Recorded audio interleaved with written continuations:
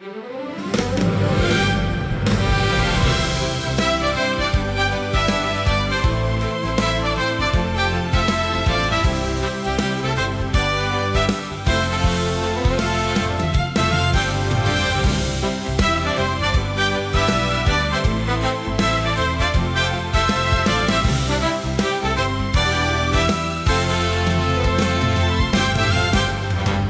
inyo pang naalala, mga prutas ginawan ko ng awit.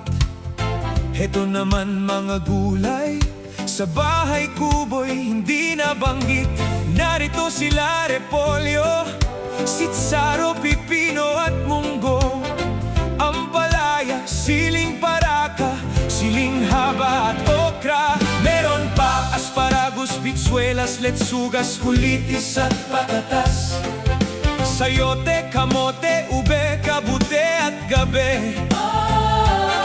Eto pa, broccoli, kaule, dahon sile at kamanse.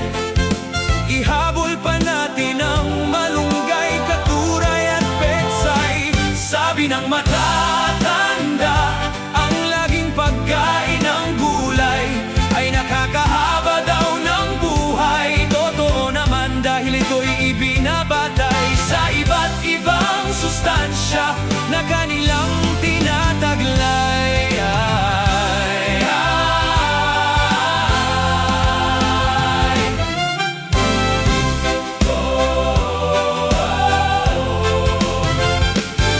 Meron pa pala natitira, heto na sila, kangkong, puso ng saging, labong at laing. Heto at humahabol pa ang saluyot at karot.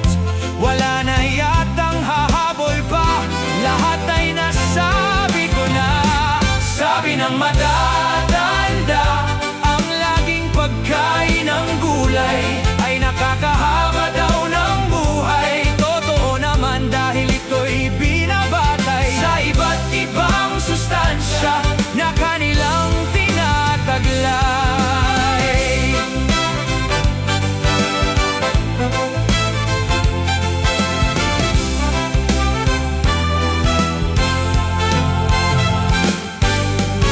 May kataasan din ang kanilang presyo.